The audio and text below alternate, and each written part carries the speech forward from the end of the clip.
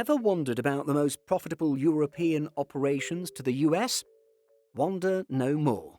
Using RDC aviation data, we examine the top 12 and see they achieved approximate profitability of $4.1 billion in the 12 months to March 2020.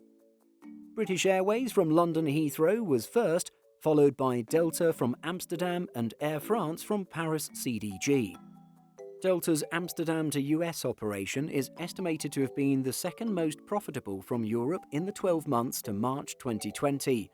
Delta served 12 US airports with up to 21 daily departures using, in order of flights, the A330-300, B767-300ER, A350-900, B777-200ER, A330-200, B777-200LR, B767-400ER, and A330-900.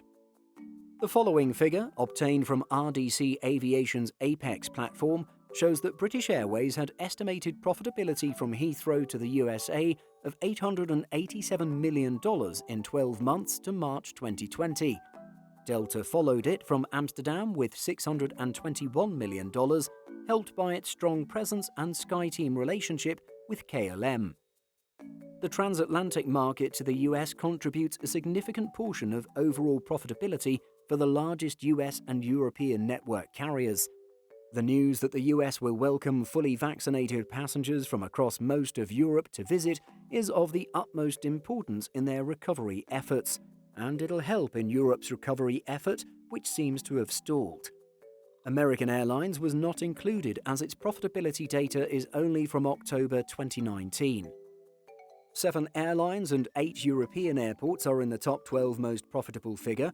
In all, around 27 million passengers were carried, RDC data indicates, with British Airways having by far the lion's share. Lufthansa had the second highest volume, but still 2 million fewer. In the 12 months to March 2020, BA had 24 routes between Heathrow and the US, a massive network. New York JFK was overwhelmingly the largest market, followed by Boston, Los Angeles, Miami, San Francisco, Chicago, Washington, Houston, Newark, and Seattle.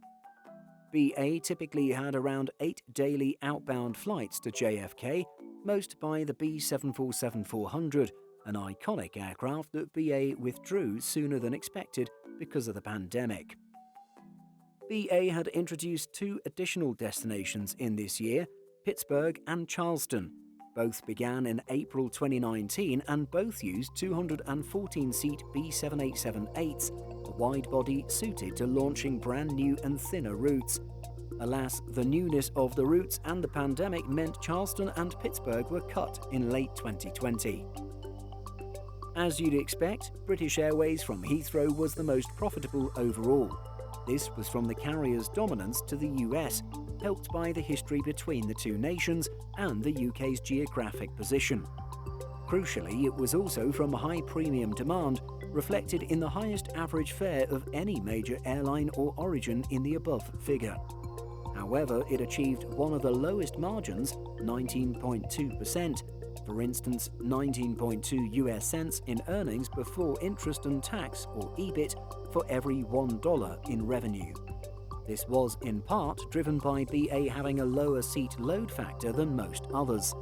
This means that US operating costs, to the tune of around $3.7 billion, would be spread across fewer passengers.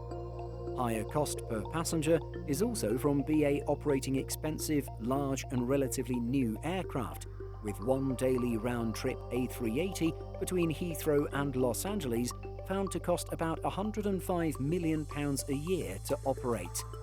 And the cost of operating from Heathrow is renowned. However, a previous study by RDC shows that this is offset by commanding meaningful fare premiums versus other London airports. While BA's average fare was comparatively strong, its high cost per passenger and relatively low margin meant a subpar profit per passenger. Using data from RDC, this was approximately $139.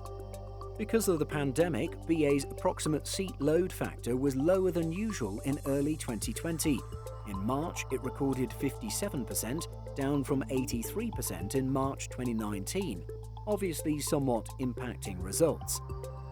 The standout performer is Aer Lingus. Utilizing its position on the edge of Europe, the airline relies on various sources of demand, including inbound tourism from the US, ethnic travel from those with Irish backgrounds, and feeding services across the UK and continental Europe. It had 13 routes from Dublin to the US in the year to March 2020. The Irish flag carrier achieved approximate US profitability from Dublin of $352 million, the fifth highest amount, despite having the lowest average fare of all 12 airlines or origins examined. Its performance was driven by having the lowest cost per passenger, estimated to be about $353, or some 40% lower than Air France from CDG. Aer Lingus also benefits from its code-share agreements with United and JetBlue, and in late 2020, the Department of Transportation approved Aer Lingus's entry into the One World transatlantic joint venture with American Airlines, British Airways, Open Skies, Iberia, and Finnair. Aer Lingus's lowest cost per passenger was, in part, from its geographic position and shorter flights, and more importantly, 1/5 of its US flights using narrow bodies, then the A321neo and the B757-200. Looking ahead to April 2022, OAG shows that narrow bodies will have an even greater share of its US movements, 1/4, with the A321neo having a roughly 50% lower trip cost than the A330. What is your best experience of flying any of the airlines mentioned in this video across the North Atlantic? Let us know in the comments.